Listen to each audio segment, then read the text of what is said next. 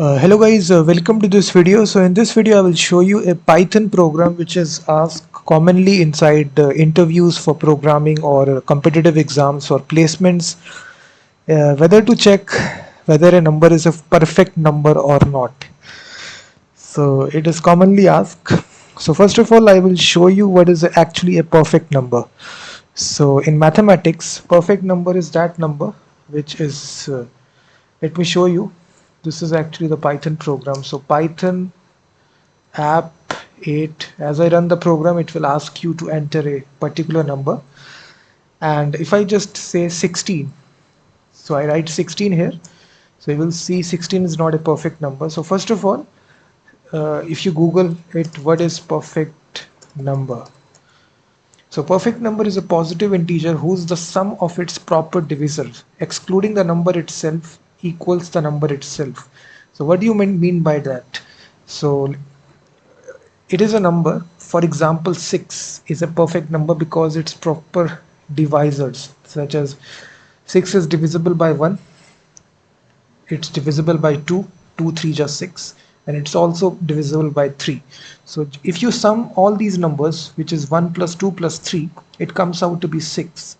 So that is the definition of a perfect number. So if I just input this number in this program, if I say 6, you will see 6 is a perfect number because the sum of all the divisors excluding the number itself. So 6 is not included in this.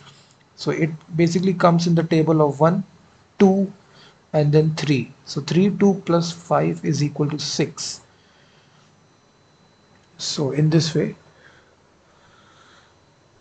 so we actually written this program here. So now let me show you step by step, just using this Python tutor website where you can visualize the program step by step. So here the very first step here, you need to provide the number. So if I provide 6 here, you will see the global variable has been created.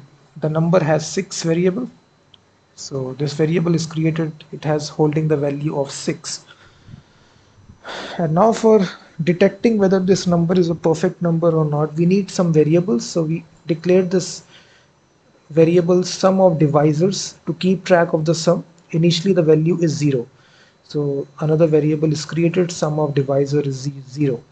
And now we run a simple for loop for I in range 1 to the number. So number is not included here. So it will run until 1 to 5. So because the actual number is not included right here, so it will run up till 6 minus 1. So it will run up to 5, and it will, there is the simple condition right put here. We are simply checking that if the remainder comes out to be 0. So we are simply checking if 1, so for the very first thing I will be 1 here, you can see I.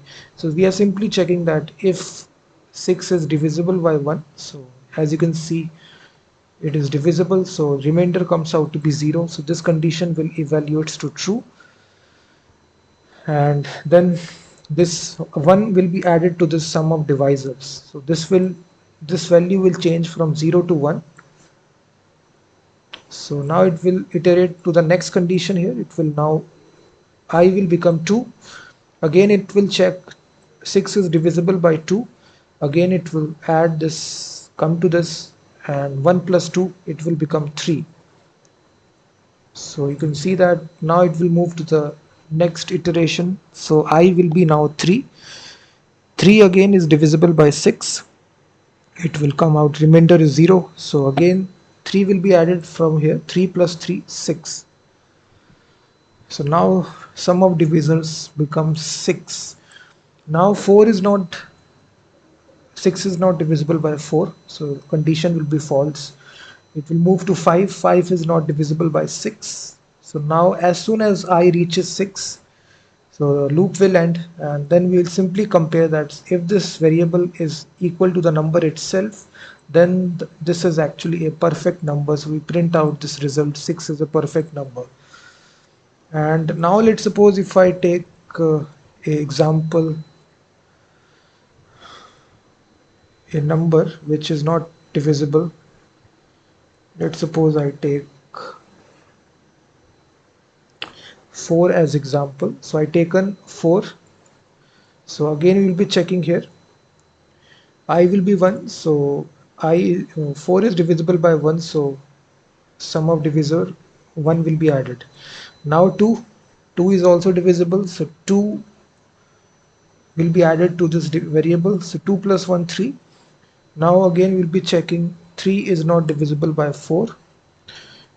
So it will come out, and now you'll be checking. So 3 is not equal to 4. So this else condition will be printed that 4 is not a perfect number. You can see that. So in this way, this is the logic here. Mathematically, we define what is a perfect number. So in this way, you can explain it. It's very commonly asked question in programming interviews and competitive exams. And thank you very much for watching this video, and also check out my website freemediatools.com, which contains thousands of tools.